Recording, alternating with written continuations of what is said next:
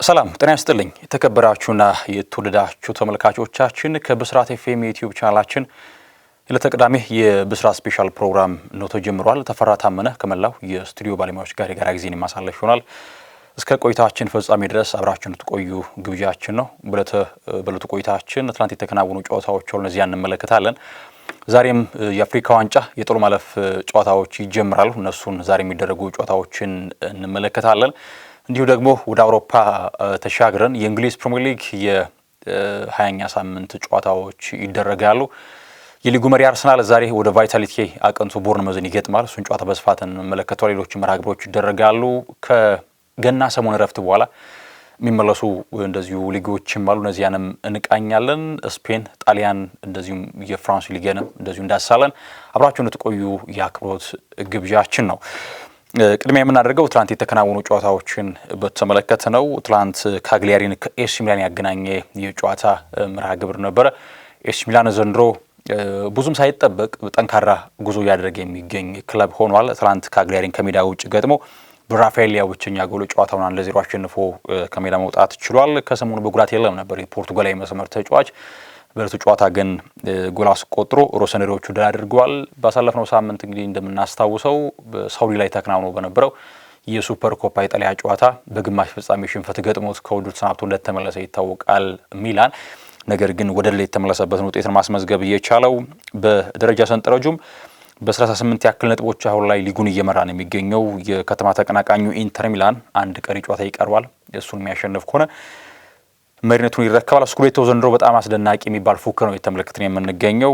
ሚላን 38 አለው፣ ኢንተር ሚላን 36፣ ናፖሊ 34፣ ሮማ 33፣ ዩቬንቱስ 32 በጣም የነጥብ ሁኔታቸው ተቀራራቢ ሆኖ ነው በዋንጫ ፉክክሩ ላይ እየተጓዙ የሚገኙት እና ስኩዴቶ ዘንድሮ በጣም አስደናቂ ሆኗል። ኤሲ ሚላንም እንግዲህ የፉልኩርግን ዝውውር ጨርሷል። ኒኮላስ ፉልኩርግ በቦሩሲያ ዶርትሙንድ በጣም የነጠረ ብቃትን አስመልክቶ ነበር ወደ እንግሊዝ የመጣው ወደ ዌስትሃም። ነገር ግን በዌስትሃም ጉዳቶችም ሲያስቸግሩት ነበረ። እምብዛም መሰለፈባቸው አጋጣሚዎችም ኳስና መረብን ለማዋሃድ አይናፋር ሆኖ ስንመለከተው ነበር ፉልኩርግ። አሁን ታዲያ ወደ ፋሽኗ ከተማ ሚላን አምርቷል ፉልኩርግ እና ለሚላን ተጨማሪ የማጥቃት አማራጭ ይሰጣል ተብሎ ይታመናል። ምክንያቱም እንደነ ክርስቲያን ፑሊሲክ፣ ራፋኤል ሊያው፣ ክሪስቶፈር ንኩንኩ የመሳሰሉ የፊት መስመር ተጫዋቾች በስብስቡ ስለሚገኙ ሌላኛው መርሃ ግብር ራዮ ቫይካኖን ከሄታፌ ያገናኘ ጨዋታ ነበር። በስፔን ላ ሊጋ 1-1 በሆናቸው ያጠናቋል። ዲ ፍሩቶስ ጎል አስቆጥሮ ባለሜዳ ቡድን ይመራ ነበረ። ነገር ግን ዳኛው ፊሽካ ሲጠበቅ አርማባሪ ለሄታፌ ጎል አስቆጥሮ ነጥብ ተጋርተው ከሜዳ እንዲወጡ ሆኗል። በፍራንስ ሊግ እጅግ አስደናቂ ሞመንተም ላይ የሚገኘው ሬሲንግ ክለብ ደ ሎንስ ትላንትና 3-0 አሸንፏል ቱሉዙን። በተለይ የኤመርሰን በቱሉዝ በኩል በቀይ ካርድ ከሜዳ መውጣት ለሬሲንግ ክለብ ደ ሎንስ ጥሩ አጋጣሚ ሆኗል። ዌስሊ ሳይድ፣ ቶማንሰን እና ጊያኖ ናቸው ጎሎቹን ያስቆጠሩት ለሊጉ መሪ ቡድን። የፒየር ሳኛው ቡድን ዘንድሮ ሎንስ በሊጉ በጣም አስደናቂ ይባል ጉዞ እያደረገ ይገኛል። እንደምናስታውሰው ከሁለት ዓመት በፊት በአውሮፓ ቻምፒየንስ ሊግ መድረክ ሲሳተፍ ነበረ።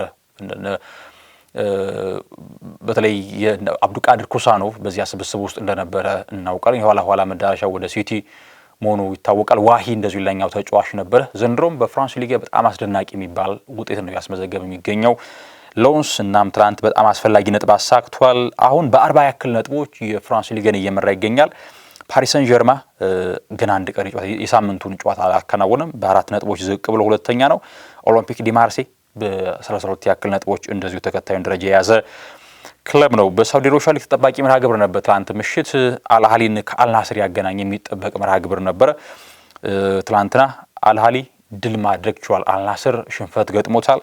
አይቨን ቶኒ ተከታይ ጎሎቹን አስቆጥሮ መሪ መሆን ቻሉ። አልአሚሪ ግን ያስቆጠራቸው ጎሎች እንግዳውን ቡድን አቻ ማድረግ ቻሉ። ነገር ግን ሜሄዲ የሚራል 55ኛው ደቂቃ ላይ ጎልና ኳስና መረብን አዋህዶ አልሃሊ አሸንፏል። በትናንትናው ጨዋታ ላይ 2 ቀይ ካርዶች ተመዝዋል በሁለቱም ክለቦች በኩል ነዋፍ ቡሻል በአልናስር በኩል፣ በአንጻሩ ማርሻይ ደግሞ በአልሃሊ በኩል ካርድ የተመለከቱ ተጫዋች ናቸው። አልናስራውን ሽንፈት ቢገጥሙም በ31 ያክል ነጥቦች ይህንን ሊግ እየመራ ይገኛል የሳውዲ ሮሻ ሊግ። ነገር ግን አልሂላል 29 ነጥብ አለው። ካሸነፈ በ1 ነጥብ ከፍ ብሎ ከአልናስር በደረጃ ሰንጠረዡ አናት ላይ ይቀመጣል። አልታዋን 28 ያክል ነጥቦች አሉት። አልሃሊ ደግሞ በ25 ነጥብ አራተኛ ደረጃ ላይ ተቀምጦ ይገኛል በሳውዲ ፕሮ ሊግ። ዛሬ ወደሚደረጉ መርሃ ግብሮች ልውሰዳችሁ። የአፍሪካ ዋንጫ የጥሎ ማለፍ ጨዋታዎች ዛሬ ይጀምራሉ። 16 ሀገራት ተለይተው ታውቋል። ዛሬ ሴኔጋል ከሱዳን ጨዋታቸው ምሽት 1 ሰዓት ላይ ያደርጋሉ። ሴኔጋል በዚህ የአፍሪካ ዋንጫ ላይ እንደ ፌቨራይት ከሚቆጠሩ ቡድኖች መካከል የምትጠቀሰው ሀገር ነች። የስብስብ ጥራቷን በጣም የላቀ ነው። በተለይ አማካይ ክፍሏ ደጋግሜ እንደምለው በጣም ያስደንቀኛል ጥራቱ። እንደነ ላሚን ካማራና ፓፒ ሳየር የመሳሰሉ ጥራት ያላቸው አማካዮች እስከ ቤንች እስከ መሆን ደርሰዋልና ይህ ምን ያክል አማካይ ክፍሉ ጥራት እንዳለው ማሳያ ነው። ይበልጥ ልምድ ያለው ሳዲዮ ማኔ በስብስቡ አለ። ኒኮላስ ጃክሰን ጥሩ የሚባል እንቅስቃሴ ያደርጋል። ኢኒማን ኒጃይ እንደዚህ ሌላኛው ጥሩ የሚባል አቅም ያለው ተጫዋች ነው። ነገር ግን የመሪያቸውና የአምበላቸው የካሊዶ ኩሊባሊ አለመኖር መጥፎ ዜና ነው ለሴኔጋል። ምክንያቱም በሶስተኛው ዙር የምድብ ጨዋታ በተመለከተው ቀይ ካርድ ምክንያት በእለቱ ጨዋታ ላይ የሚሰለፍ አይሆንም ካሊዶ ኩሊባሊ። ሱዳን በአንጻሩ በዚህ የአፍሪካ ዋንጫ መሳተፉ በራሱ በጣም ትልቅ ስኬት ነው። ምክንያቱም በዚህ በውስጣዊ ችግር የተናጠች የምትገኘው ሀገር በአፍሪካ ዋንጫ መሳተፏ ትልቅ የሚባል ስኬት ነው። ከዚያም ማለፍ ደግሞ ከምድቡ አልፋ ለዚህ ጥሩ ማለፍ መብቃቷ በጣም አስደናቂ የሚባል ስኬት ነው። ኮሲያፒያ ጋናዊ አሰልጣኝ ሱዳንን ለጥሩ ከፍታ አብቅቷል ብዬ አምናለሁ። ሌላው ምሽት 4 ሰዓት ላይ ማሊ ከቱኒዚያ ጨዋታቸውን ያደርጋሉ። ተመጣጣኝ እንቅስቃሴ እንመለከታለን ተብሎ ይታመናል። እንግዲህ ቱኒዚያ በተለይ በ80ዎቹ መጨረሻና 90ዎቹ መጀመሪያ ላይ በጣም ጥራት ያለው ስብስብ ነበራት። ነገር ግን አሁን ላይ እንደ ብዙዎቹ የሰሜን አፍሪካ ሀገራት የጥራት ደረጃዋ በጣም ላቅ ብሎ አልተመለከትንም እና ቱኒዚያ ከማሊ ይጫወታሉ። ማሊ በአንጻሩ እንደዚሁ በርከት ያሉ በአውሮፓ ጥራት ባላቸው ክለቦች እየተጫወቱ የሚገኙ ተጫዋቾች አሏት። ማሊ ከቱኒዚያ ምሽት 4 ሰዓት ላይ ጨዋታቸውን የሚያደርጉ ነው የሚሆነው። በዚህ መንገድ የአፍሪካ ዋንጫ የጥሎ ማለፍ ጨዋታዎች በእለቱ ይደረጋሉ። ወደ አውሮፓ ለወሰዳችሁና የእንግሊዝ ፕሪሚየር ሊግ የ20ኛ ሳምንት ጨዋታዎች ዛሬ ይደረጋሉ። የሚጠበቀው መርሃ ግብር በእለቱ ቫይታሊቲ ላይ ቦርንመዝን ከአርሰናል የሚያገናኘው ጨዋታ ነው። ባለፈው የውድድር ዓመት ቦርንመዝ አርሰናልን ድል ነስቶ እንደነበረ ይታወቃል። አርሰናል ደግሞ በሳምንቱ አጋማሽ በመጀመሪያው ዙር ቪላ ፓርክ ላይ አሸንፎት የነበረውን አስቶን ቪላ እጅግ ላቅ ባለ ብልጫ አሸንፎ ነው ወደዚህ መርሃ ግብር የመጣው በራስ መታመኑን ከፍ ለማድረግ ከዚያም ባለፈ ደግሞ መሪነቱን አጠናክሮ ማንቸስተር ሲቲ ነጥቡን ለማስፋት የሚያከናውነው የጨዋታ መርሃ ግብር ነው የሚሆነው። ከጨዋታው አስቀድሞ አሰልጣኝ ሚኬል አርቴታ በብዙ ጉዳዮች ላይ ሀሳቦችን ሰጥቷል። ዴክላን ራይስ እንደሚታወቀው ባለፈው ጨዋታው ሊጀመር 3 እና 4 ሰዓቶች ሲቀሩ በወጣው ዜና መሰረት እንደማይሰለፍ በጉልበት ህመም ምክንያት ተገለጸ። ይህን በተመለከተ ሀሳብ ቀርቦት ነበረ። አሁን ላይ አንድ ቀሪ ልምድ አለን። እሱን ልምድ ከከወንን በኋላ እንዴት ነው ለጨዋታው ዝግጁ ይሆናል ወይስ ደግሞ አይደርስም የሚለውን እንወስናለን የሚል ሀሳብን ሰጥቷል። ከአስቶን ቪላ ጋር በነበረው መርሃ ግብር የዴክላን ራይስ ያለመኖር ክፍተት ፈጥሮ እንደነበረ ግልጽ ነው። ምክንያቱም ሚኬል ሜሪኖ ይበልጥ በራይስ ልክ ታታሪ ሆኖ ከሳጥን ሳጥን እየተጫወተ ኳሶችን የሚነጥቅ ኢንተርሴፕት የሚያደርግ ከዚያም ባለፈ ወደ ማጥቃት ችግር ክለቡ ሲያመራ በቂ ግልጋሎት ለመስጠት እንግዲህ ብቁ እንዳልሆነ ስንመለከት ነበር ሚኬል ሜሪኖ። እናም የሪካርዶ ካላፊዮሪ ሌላኛው ጉዳይ ነው። እርሱን በተመለከተ ሚኬል አርቴታ ሪካርዶ ካላፊዮሪና ክሪስቲያን ሞስኬራ በጨዋታው እንደማይኖሩ አሳውቋል። ካላፊዮሪ እንደሚታወቀው ገና ከጨዋታው አስቀድሞ እንግዲህ ዋርም አፕ ያደርጉ በነበረበት ሰዓት ላይ ነው ጉዳት ገጥሞት እንዳልተሰለፈ መረጃ የወጣው። እናም በጨዋታው አይኖሩም። ሞስኬራ ለሳምንታት ከሜዳ የራቀ ተጫዋች ነው። ሁለቱም ተጫዋቾች በጨዋታው አይኖሩም። ሌላኛው ሚኬል አርቴታ አሁንም 3ቱ የፊት መስመር ተጫዋቾች ዝግጁ ናቸው። ቪክቶር ዮኬሬሽ፣ ካይ ሃቨርዝ እና ጋብሪኤል ጄሱስ። የትኛውን ተጫዋች መምረጥ እንዳለበት አሁን ላይ በቀጣይ ሚኬል አርቴታ ምናልባት የራስ ምታት የሆነበት እንደሆነ ሀሳብ ቀርቦት ነበረ። ይሄ ቡድኑን ይጠቅማል የሚል ሀሳብን ሰጥቷል። በግል ደረጃም እንደ ቡድንም ለኛ ትልቅ ጠቀሜታ ነው። ምክንያቱም አማራጮችን ያሰፋልናል። የትኛው ተጫዋች በምን አይነት ሰዓት ያስፈልገናል፣ የትኛው ተጫዋች በየትኛው ጨዋታ ላይ ይበልጥ አስፈላጊ ነው የሚለውን ለመወሰን ይረዳናል እና የፊት መስመር ላይ ያሉ ተጫዋቾቻችን በጤንነት ላይ መሆናቸው ሁሉም ለኛ እጅግ በጣም ጠቃሚ ነው በሚል ሀሳብን ሰጥቷል። ጋብሪኤል ጄሱስ ተቀይሮ እየገባ በእንቅስቃሴ ረገድ መልካም ሜዳ ላይ ተግባራትን እየከወነ ነው የሚገኘው። ባለፈው በነበረው መርሃ ግብርም በጣም ድንቅ የሚባል ጎል ማስቆጠር ችሎ ነበረ። በጣም ለ1 ዓመት በቀረበ ጊዜ ውስጥ በጉዳት ከሜዳ ርቆ ነው ዳግም የተመለሰው። ቪክቶር ዮኬሬሽ ኳስና መረብህን በአግባቡ እያስቆጠራል የሚገኘው፣ ነገር ግን በሜዳ ላይ እንቅስቃሴው በጣም መታተሩ ከዚያም ባለፈ ፊት መስመር ላይ የሚገኙ የቡድን አጋሮቹ ክፍተትን የሚፈጥር አይነት ተጫዋች ነው። ከዚያም ባለፈ ተቃራኒ ቡድን ኳስን መትሮ እንዳይጫወት በጣም ፕረስ የሚያደርግ አይነት የፊት መስመር ተጫዋች ነውና ኳስና መረብን እንኳን ማዋሃድ ባይችል ሌሎች የሜዳ ላይ ተግባራቶቹ ለክለቡ ጥሩ አበርክቶትን እየሰጠ እንዳለ ማሳያ ነውና ሚኬል አርቴታ የትኛውን ቪክቶር ዮኬሬሽ፣ ጋብሪኤል ጄሱስ አሊያስ ደግሞ ካይ ሃቨርዝ የትኛውን አጥቂ ምርጫው አድርጎ ሜዳ ላይ እንመለከተዋለን የሚለውም እንደዚሁ ትልቁ የሚጠበቀው ጉዳይ ነው። ሌላኛው የሚነሳው ጉዳይ ስለ ጥር የዙር መስኮት በተመለከተ የቀረበለት ሀሳብ ነበረ። አሁን ላይ ሁሉንም አማራጮችን እንመለከታለን። ክፍተት ካለብን መፍትሄ ለማበጀት ጥረት እናደርጋለን በማለት እንደዚሁ ሐሳቡን ሰጥቷል። ኢታን ዋኔሪን በተመለከተ በውሰት ሊለቅ የሚችልበት እድል ስለመኖሩ ሐሳብ ቀርቦት ነበር። የትኛውም ተጫዋች ለኛ አስፈላጊ ነው፣ ሁሉም ተጫዋች ሚና አለው በውጤታችን ላይ እናም በየትኛው ሰዓት ላይ ሊጠቅመን እንደሚችል አናውቅም በሚል ሐሳቡን ሰጥቷል። ኤንዞ ማሬስካን በተመለከተ እኒህ ጣሊያናዊ አሰልጣኝ ከቼልሲ ጋር መለያየታቸው ይታወቃልና ኤንዞ ማሬስካ ከቼልሲ መልቀቃቸውን ተከትሎ መልካም ሁሉ እመኛለሁ ለኤንዞ ማሬስካ እንደ ሰውም እንደ ሙያተኛ ማከብረውና ማደንቀው ሰው ነው የሚል ሐሳብን ሰጥቷል። በቼልሲ ድንቅ ስራን ሰርቶ አልፏል እና መልካም ሁሉ እመኝለታለሁ ማለት ሚኬል አርቴታ እንደዚሁ ሐሳቡን የሰጠበት አጋጣሚ ነው ያለው። በአንጻሩ አንዶኒ ኢራኦላ ሪያን ክሪስቲ በተመለከተ ለጨዋታው እንደማይደርስ ሐሳቡን ሰጥቷል። በአንጻሩ ሉዊስ ኮክን በተመለከተ ፊትነሱ እንደሚገመገም ሐሳብ ሰጥቷል። ሌላኛው አንቶኒ ሴሜኒዮን በተመለከተ የተጫዋች በጥብቅ ስሙ ከማንቸስተር ሲቲ ጋር የተነሳ ይገኛል። ነገሮችም ወደ መቋጫው ደርሷል። ይህንን በተመለከተ አንዶኒ ኢራኦላ አንቶኒ ሴሜኒዮ ለጨዋታው እንደሚሰለፍ ነው ሐሳቡን የሰጠው። ከዚህ ጨዋታም ባለፈ በቀጣይ ከኛ ጋር ጨዋታዎች ሊያደርግ እንደሚችል ተስፋ አለኝ በማለት አንዶኒ ኢራኦላ ሐሳቡን ሰጥቷል። አርሰናል ባለፉት ጨዋታዎች በ16 የፕሪሚየር ሊግ ጨዋታዎች ከቦርንመዝ ጋር በአንዱ ጨዋታ ብቻ ነው ጎል ሳያስቆጥር ከሜዳ መውጣት የቻለው 2-0 በተሸነፈበት አጋጣሚ። ሌላኛው ቦርንመዝ ከ13ቱ በፕሪሚየር ሊግ መሪ ከሆኑ ክለቦች በካላንደር ዓመቱ መጀመሪያ ላይ በ12ቱ ተሸንፏልና የአዲስ ዓመት መሪዎች ጋር ሲገናኝ እንደማይቀናው ማሳያ ነው።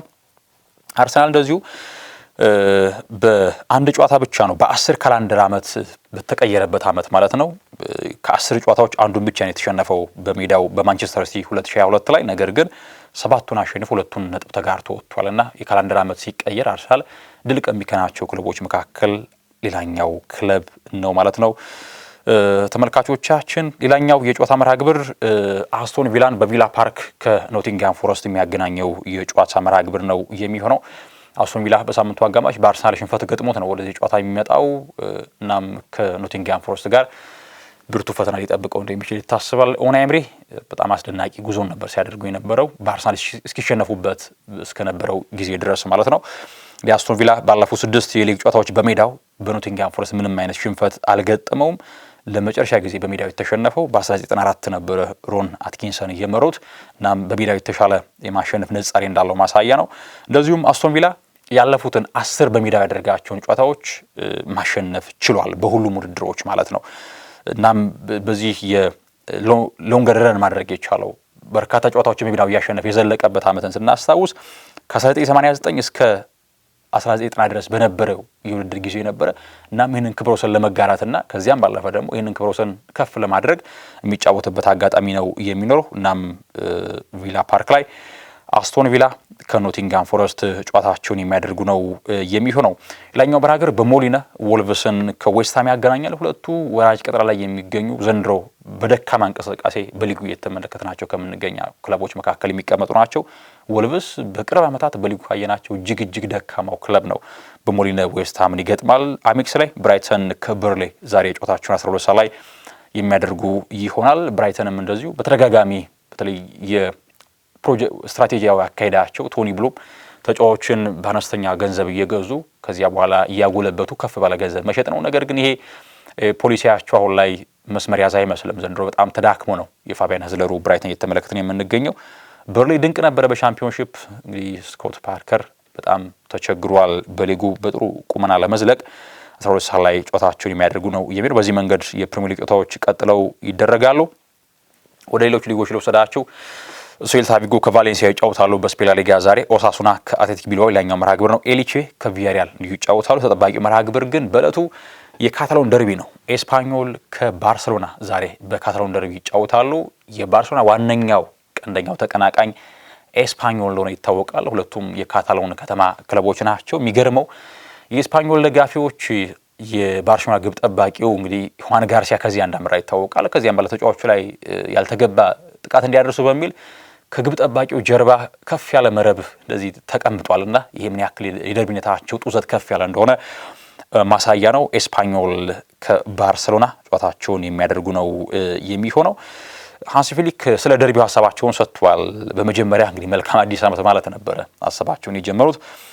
ደስ የሚል ጨዋታ ይሆናል ብዬ ጠብቃለሁኝ በማለት ሀሳባቸውን ሰጥቷል። 5 ተከታታይ ድሎችን አስመዝግበናል። ይህም ድንቅ የሚባል ውጤት ነው።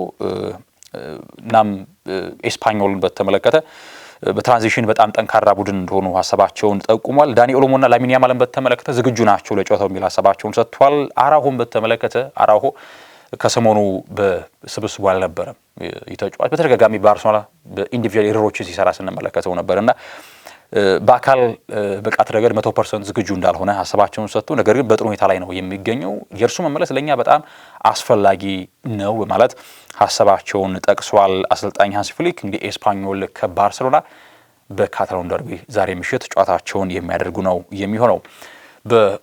እንደዚሁ ደግሞ በስኩዴቶ ኮሞ ከኡዲኔዜ ይጫወታሉ።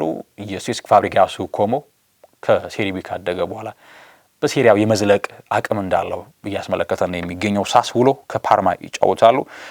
ጄኖዋ ከፒዛ ሌላኛው መርሃ ግብር ነው። ቱሪን ላይ ዩቬንቱስ ከሌቼ ሌላኛው መርሃ ግብር ነው። ሌላቱ ማሳረጊያ መርሃ ግብር ቤርጋሞ ላይ አታላንታ ከሮማ ይጫወታሉ። እንግዲህ ድንቁ አሰልጣኝ ጂያን ፒየሮ ጋስፔሪኒ ወደ ቀደመ ክለባቸው ይመለሳሉ። እንግዲህ አታላንታን በአስደናቂ መንገድ ስሙን ላቅ ባለ መንገድ እንዲቀመጥ ያደረጉ ሰው ናቸው ጂያን ፒየሮ ጋስፔሪኒ። ሮማን ይዘው ደግሞ ላይ ወደ ቀደመ ቤታቸው ይመለሳሉ። በቤርጋሞ ምን አይነት አቀባበል ይጠብቃቸውን የሚለው በእጅጉ ይጠብቃል። ሮማ ግን ዘንድሮ በጣም ብርቱ ክለብ አድርገውታል ጂያን ፒየሮ ጋስፔሪኒ። አታላንታ ከሮማ ይጫወታሉ። በፍራንስ ሊግ በስታሊዝ ሁለተኛ ሞናኮ ከኦሎምፒክ ሊዮን ጨዋታቸውን ያደርጋሉ። እንግዲህ ፈረንሳይ ክለቦች በአፍሪካ ዋንጫ ምክንያት በርከት ያሉ ተጫዋቾቻቸውን አጥተዋል። ብዙዎቹ አፍሪካውያን ናቸውና ሞናኮ ከኦሎምፒክ ሊዮን ይጫወታሉ። ኒስ ከስትራስቡርግ ጨዋታቸውን ሲያደርጉ ሊል ከስታድ ሬነ የዕለቱ የመጨረሻ የፍራንስ ሊግ የጨዋታ መርሃ ግብር ሆኖ ይደረጋል ማለት ነው። ቆይታችን ይመስል ነበር ተመልካቾቻችን። ተፈራ ታመነ ከመላው የስቱዲዮ ባለሙያዎች ጋር ጊዜን አሳልፌያለሁ። ለነበረን ቆይታ እጅግ ከልብ አመሰግናለሁ። ሰናይ ጊዜን ተመኘው።